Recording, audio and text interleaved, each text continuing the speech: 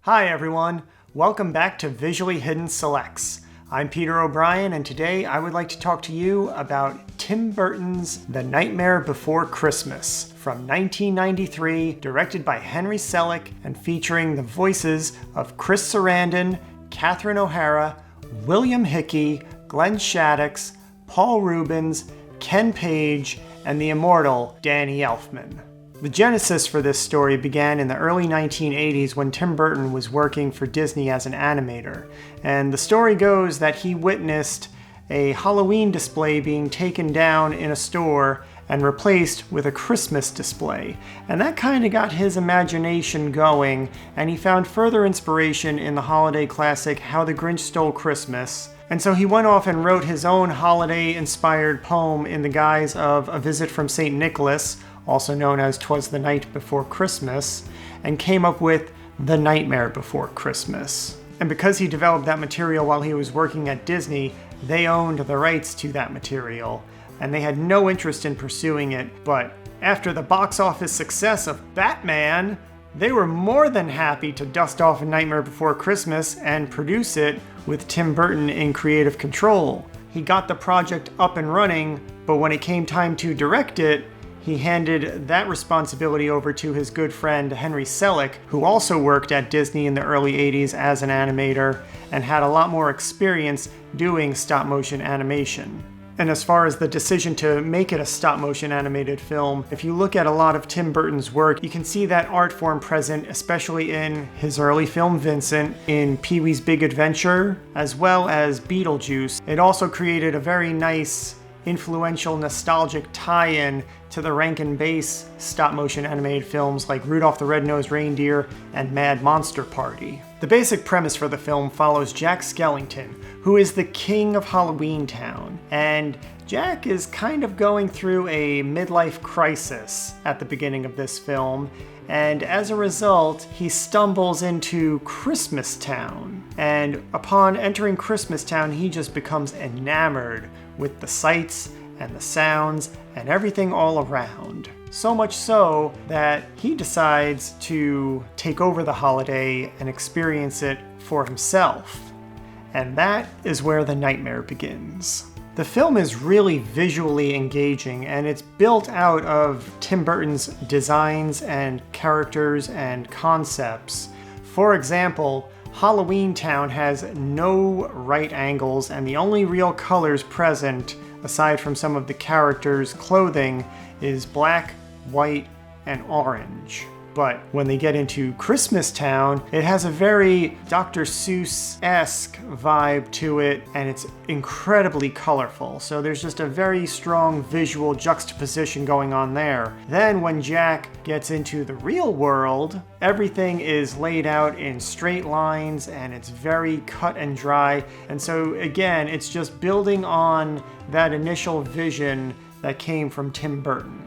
A lot of people tend to think that Tim Burton directed this film because his name appears above the title, and it is very reminiscent of his style, but that is not the case. The reason that his name is above the title is partially because the story did begin with him as his poem, and he is the producer on the film, so it's almost like Tim Burton presents, but it's not presents. Disney actually put his name above the title because they didn't know exactly how to market this film. They felt it was too dark for their Disney brand, so they released it under their Touchstone Pictures banner, and they put his name above the title to just kind of hedge their bets over the marketability of his name based on his recent series of hit successes like Batman, Edward Scissorhands, and Batman Returns.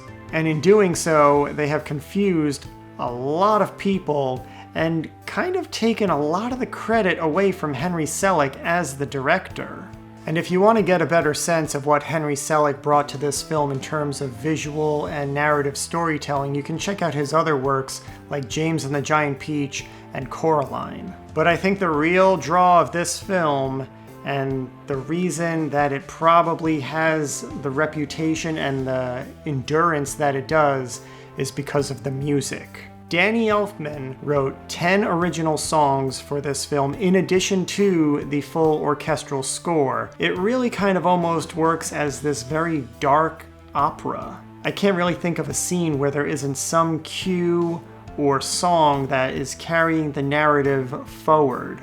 Danny Elfman was writing the songs before they even had the script done, and so Tim Burton would come over with his sketches and explain the characters, explain the story to Danny, and then he would go off and write the songs. And of course, in writing those songs, somebody has to perform them on the demo, and so he began singing the songs and just fell so in love with the character of Jack that he is the singing voice of Jack Skellington. And it's really no great surprise that the songs are awesome because Danny Elfman, his background isn't in film scoring or composing. It is actually in songwriting. For about 18 years, he was the singer and sole songwriter for Oingo Boingo. And so in a lot of ways, the soundtrack for The Nightmare Before Christmas is almost kind of like an orchestral Oingo Boingo holiday album.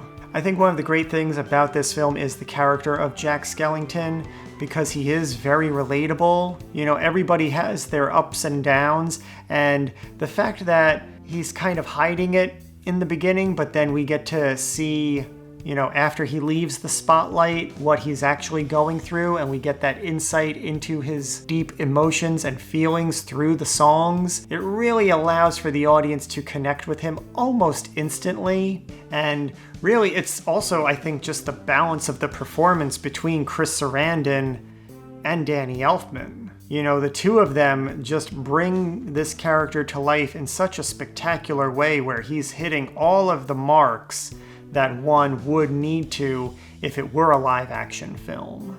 And Chris Sarandon is not even on screen, and he's just conveying such great emotion and creating a fantastic character just through his voice. But it's Danny Elfman's music and words and singing performance that really lets the character resonate with the audience.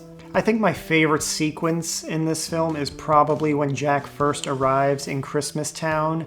The song that is performed, What's This?, is really kind of become its own holiday classic, and even the music behind the song, you've heard it in a dozen trailers over the years. It's really just that quintessential, like, energetic, whimsical piece of music, and it really just captures the essence of the story in that one song. I remember when this film first came out in 1993, it was all over the news because it was the first feature-length stop-motion animation that was produced by a major studio. There had been other films that were shorter and or produced by independent production companies, but The Nightmare Before Christmas really made headlines because of the sophistication of the animation. You know, it's built out of the ideas of the Rankin-Bass stop-motion holiday classics, but the animation in this film is so sophisticated in its execution, and it is pretty flawless. Like, you watch it and it's almost hard to believe that it is actually stop-motion animation. It is so polished, it almost looks like it was made in a computer to look like stop-motion animation. So it really is just like the high water mark of that particular art form. This film really is for everyone, but it's especially for people who either like Tim Burton-esque films, or like holiday films, or like animated films. It really isn't specifically for children because of the dark nature of the story and of the characters.